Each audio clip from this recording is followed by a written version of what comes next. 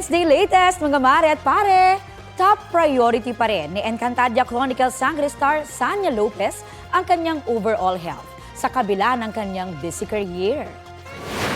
Chika ni Sanya, madalas siyang mag-workout hindi lang para ma-achieve ang kanyang fit summer body, kundi para healthy rin para sa kanyang trabaho at role na si Sangre Danaya sa Encantadia Chronicles Sangre. And speaking of projects, isinare ng Sparkle actress na super okay katrabaho ang co-stars niya sa pelikulang Midnight Girls, kung saan gaganap siya bilang entertainer sa Japan. We need to be healthy and fit at the same time para mas magaan din sa trabaho natin, kinikilos natin every day. Super happy talaga ako, no? Ang dami mga blessings na dumadating sa atin. I'm so thankful talaga, wala na akong masabi.